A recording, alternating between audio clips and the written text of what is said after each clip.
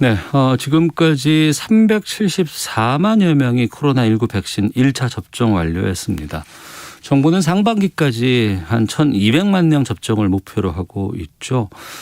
지금 백신 접종 예약 고령층 중심으로 받고 있는데 좀 불안해하시는 분들이 계신 것 같습니다. 전문가 통해서 백신에 대한 궁금증들 또 궁금하신 점들 좀 풀어보는 시간 오늘 좀 갖도록 하겠습니다.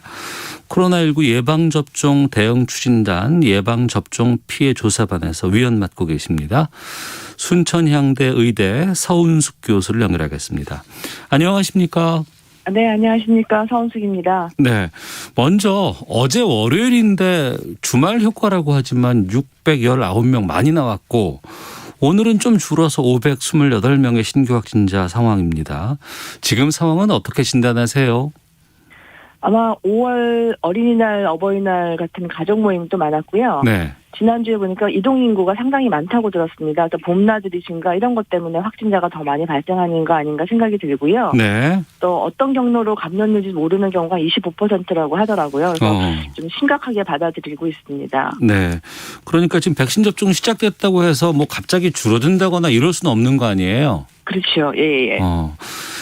하나씩 좀 보겠습니다.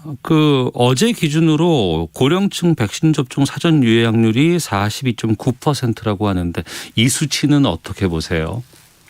아마 더 많은 분들이 백신을 맞아야 되는데 아스트라제네카 백신에 대한 염려, 불신 뭐 이런 게 작용하지 않았을까 생각이 듭니다. 네, 실제로 근데 60대 이상에서 전체 발생이 한 4분의 1 정도인데 사망은 한 95% 정도 되거든요. 네. 그리고 치명률도 사실 4배 정도 높고요. 그래서 위중 사망률이 60대가 훨씬 높기 때문에 꼭 맞으셔야 되고요. 네. 예방접종이 가지고 오는 이득이 질병에 걸리는 것보다 훨씬 높기 때문에 꼭 맞으셔야 됩니다.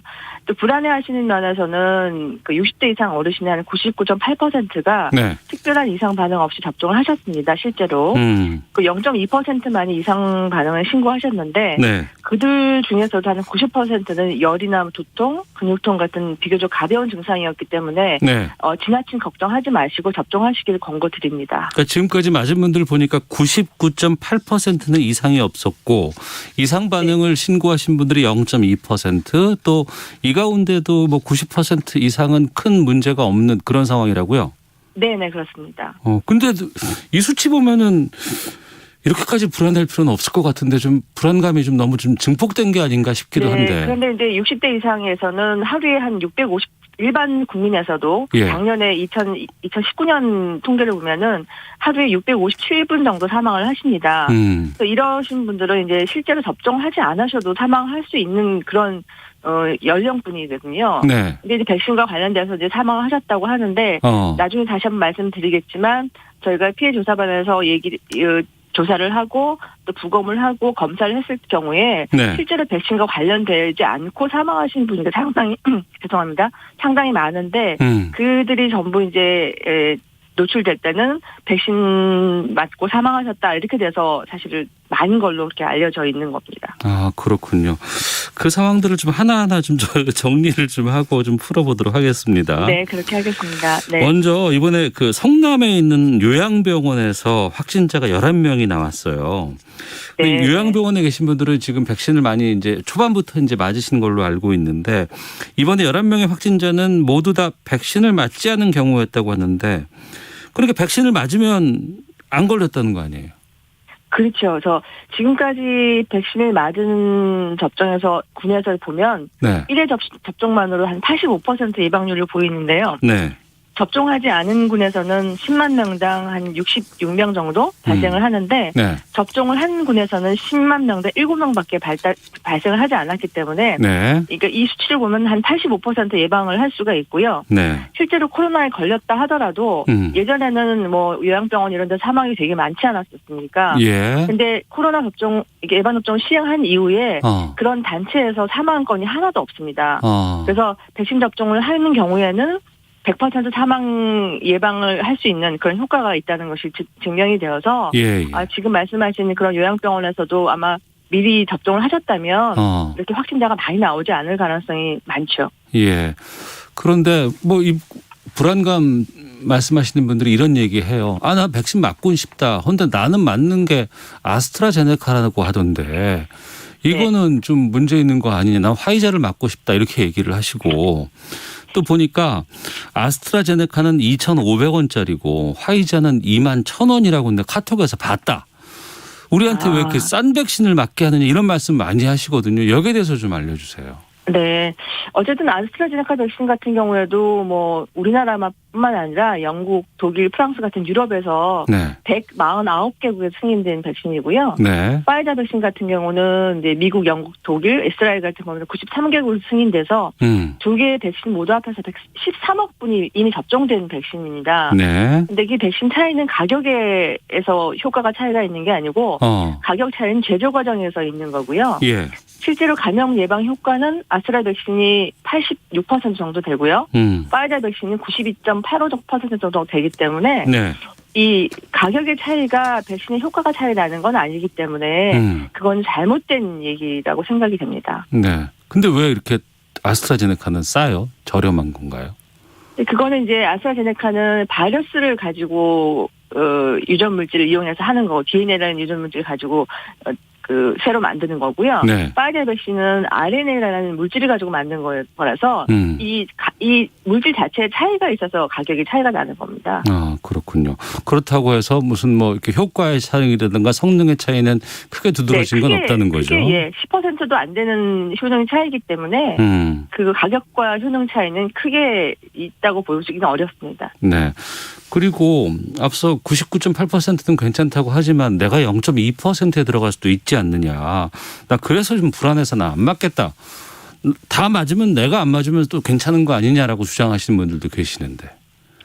네, 그렇게 이제 염려하시고 걱정하시는 분을 충분히 알고 있고요. 예. 저희도 알고 있고 이해를 하고 있는 부분도 있지만 실제로 아까 말씀드린 대로 60대 이상에서 접종을 하지 않으면 네. 전체 그 사망률이나 발생률을 줄일 수가 없거든요. 네. 그리고 아까 말씀드린 것처럼 실제로 많은 그 어르신들이 특별한 이상 없이 접종을 하셨는데도 불구하고 네. 이거에 대한 염려나 이런 게 너무 과하게 물론 어떤 백신도 부작용이 하나도 없다고 볼 수는 없죠. 파이자도 마찬가지고. 그렇지만 이게 좀 과하게 얘기가 되는 부분이 없지 않아 있다고 생각을 하고요.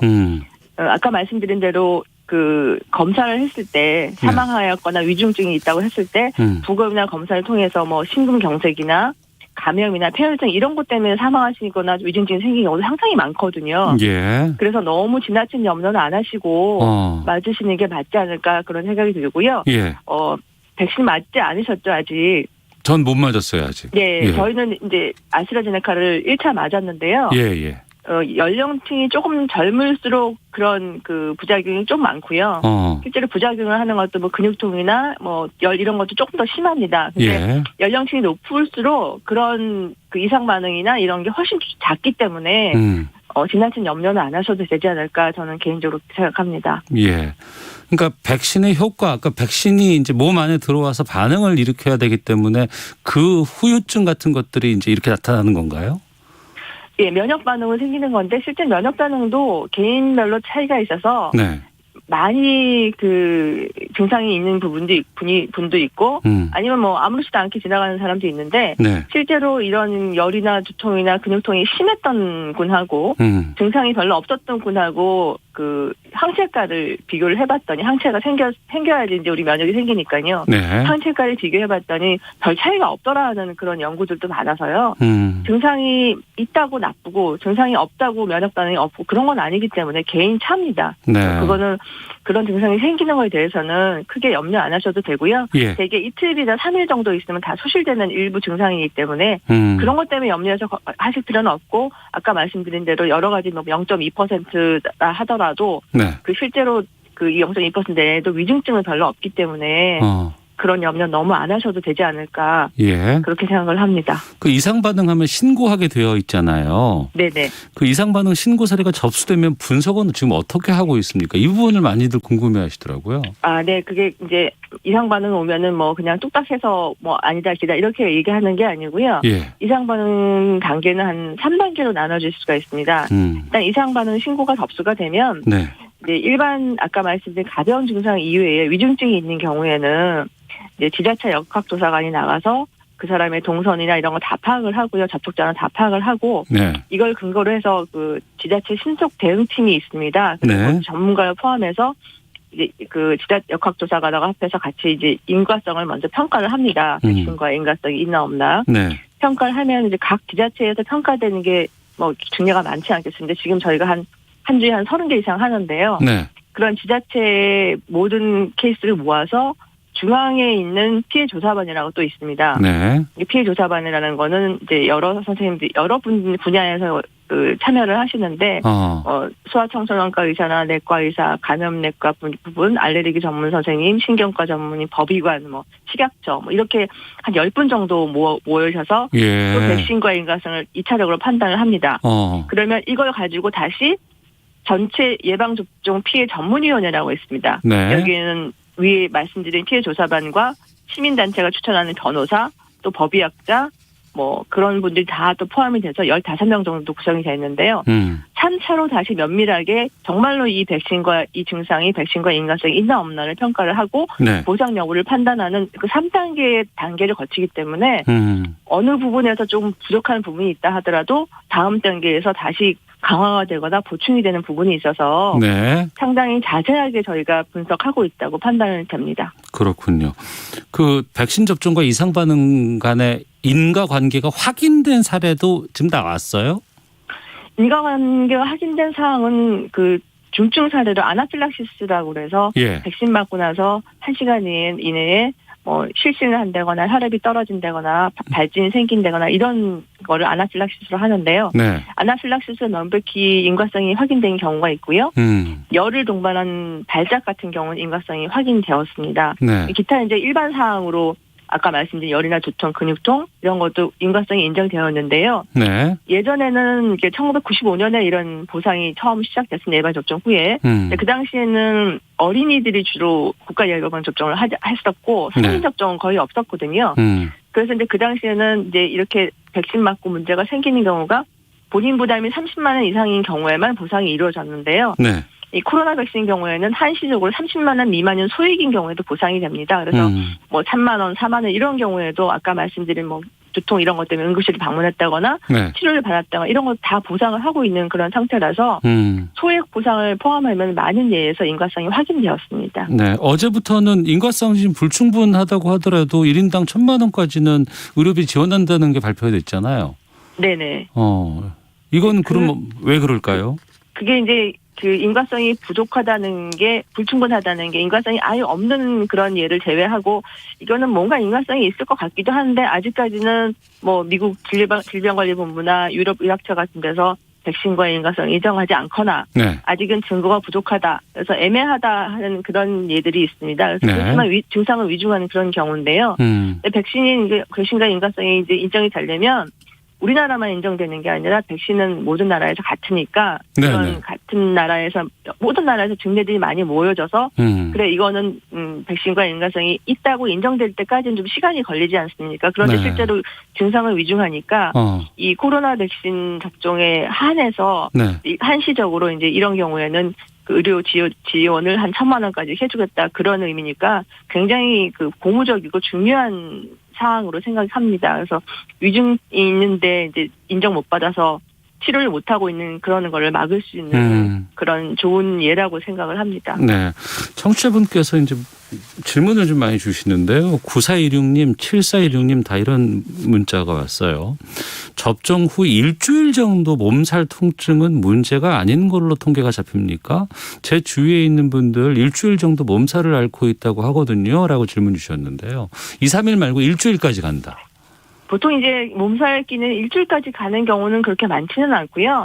이게 열 같은 것도 3일에서 4일 정도면 되는데 조금 이제 약간 반응이 좀 안 왔던 분들은 다른 증상 없이 몸이 좀 찌뿌둥하다거나 실제로 저희가 말하는 몸살기 같은 게 일주일 정도까지 가는 경우도 가끔 있습니다. 그렇지만 이제 고열이 지속된다거나 두통이 이때까지 한 번도 경험해보지 못한 두통이 같이 동반되는 그런 몸살기라고 얘기하면 그건 그냥 집에 계시면 안 되고요. 병원에 꼭 방문하셔서 다른 이상 반응이 동반되었는지 확인을 하셔야 됩니다. 네. 그리고 그 혈전이 있을 수 있다더라, 부작용으로 나온다더라 이런 얘기가 참 많아서 그런지 9344님은 혈전약 복용 중인데 맞아도 됩니까?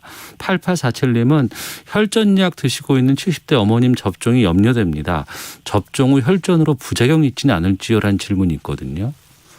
실제로 이제 지금 백신과 관련된 혈전은 일반 우리나라에서 흔히 이제 노인층에서 생기는 그런 혈전하고 다르고요. 네. 그 혈소판 감소증을 동반하는 혈전이면서 동맥 혈전이 아니고 그 깊은 정맥 혈전이거든요. 네. 그래서 그런 경우는 유럽에서는 100만 명당 한 5명 정도 된다고 하는데 우리나라에서는 100만 명당 1명 정도 되고요. 네. 실제로 그 젊은 층에서 좀 많고요. 60대 이상에서는 이런 혈전, 그 백신과 관련된 혈전의 수준이 되게 낮기 때문에 네. 그런 걱정은 안 하셔도 될 것 같습니다. 아, 그러면 염려를 덜 하셔도 될 것 같습니다. 혈전약 복용하고 있는 분들도 백신 맞아야겠네요. 네, 그렇습니다. 아, 그렇군요.